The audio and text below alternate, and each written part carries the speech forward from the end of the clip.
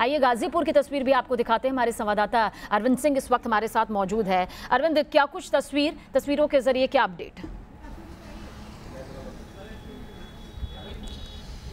देखिए, जाहिर तौर पर यहाँ की जो तस्वीर है वो एक भयावह तस्वीर है, आशंकाओं को जन्म देने वाली तस्वीर है। और कहीं ना कहीं जो लॉकडाउन को लेकर के जो एक उम्मीद जताई जा रही थी कि इसकी स्थिति इसकी वजह से इस संक्रमण से बचा जा सकेगा, वो कहीं ना कहीं उस लॉकडाउन की सफलता पर भी सवाल खड़े कर रहे हैं। ये देखिए, गाजीपुर बॉर्डर है ये, और धीरे धीरे ही सही लेकिन लोगों का आने का सिलसिला जारी है।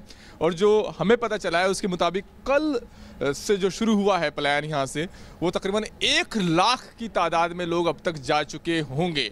और कुछ देर पहले मैं आपको बताऊं कि यहाँ से कुछ देर पहले एक टैंकर निकले थे दूध के, और लोग उन पर लटक गए।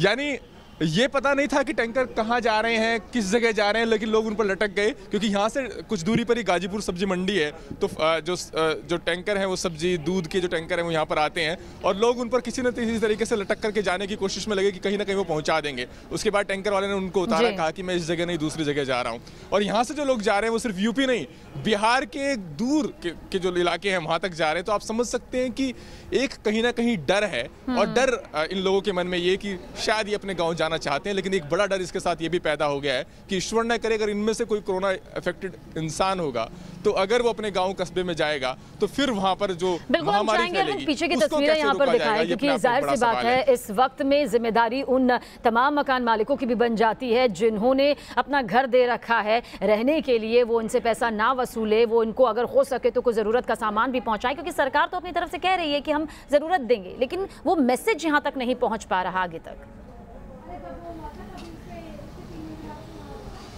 बिल्कुल, मुझे लगता है कि कहीं ना कहीं सुरक्षा का एक भाव है। एक दूसरे शहर में रहने पर जो एक डर का जो एहसास है वो इन लोगों के मन में पढ़ा जा सकता है।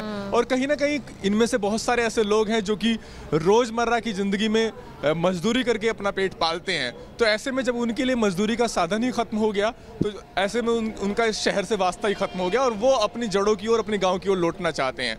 लेकिन ऐसे में हालांकि सरकार की तरफ से कहा गया है कि ऐसे लोगों को के लिए राहत के लिए प्रबंध किए जाएंगे, जहां पर ऐसे लोग हैं उनको वहीं रोका जाए, उनके खाने पीने की रहने की व्यवस्था की जाए।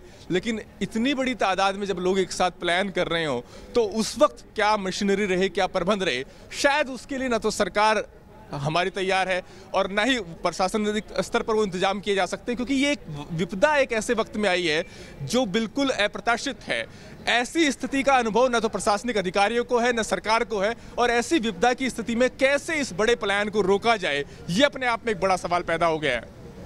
बिल्कुल, और ये तस्वीरें यकीनन अपने आप में चिंता की लकीरें पैदा करती हैं, अपने आप में भयावह नज़र आती है। देखिए, छोटे छोटे बच्चे भी यहाँ पर मौजूद हैं अरविंद, हम देख सकते हैं कि माता पिता उन्हें लेकर ही पलायन कर रहे हैं। कितना ज़्यादा रिस्की है ये बात खुद वैज्ञानिक मान चुके हैं कि छोटे बच्चों और बुज़ुर्गों का प्रतिरोधक क्षमता, इम्यून सिस्टम बेहद कमज़ोर होती है। कितनी खतरे भरे रास्तों को पार करते हुए बच्चे मंजिल तक पहुँच रहे हैं, खुद परिवार वाले रिस्क ले रहे हैं। बिल्कुल, छोटे छोटे बच्चे, बुजुर्ग, तमाम लोग यहाँ पर आपको नज़र आएंगे जो यहाँ से पलायन कर रहे हैं।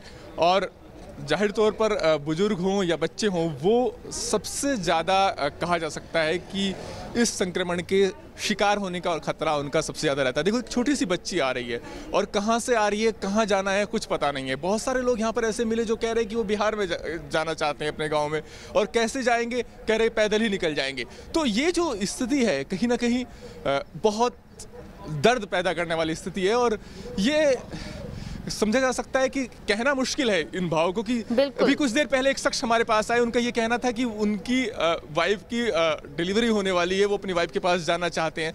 तो हर किसी के अपने दर्द हैं, अपने एहसास हैं, और इन सब के बीच में वो लोग अपने गांव की ओर लौट रहे हैं। लेकिन इतनी बड़ी तादाद में अगर गांव की ओर लोग लौट रहे हैं, तो फिर वही खतरा जिसका मैं कुछ देर पहले जिक्र कर रहा था, ईश्वर न करे कि अगर कोई कोरोना इफेक्टेड इंसान अपने गाँव में जाता है तो फिर कितना बड़ा खतरा होगा, और उससे सरकार कैसे निपटेगी। दौरान अगर वो लोगों के संपर्क में आता है तो भी जितने लोग उनके आसपास के हैं, उन्हें ढूंढ पाना, उनकी जांच कर पाना, उनका समझ पाना बेहद मुश्किल हो पाएगा, बेहद मुश्किल हो जाएगा। स्थितियां, ये तस्वीरें जो बयां कर रही है वो सही नहीं है। बहुत बहुत शुक्रिया अरविंद, लेकिन हालात पर नजर बनाए रखिएगा, आगे भी अपडेट आपसे लेते रहेंगे।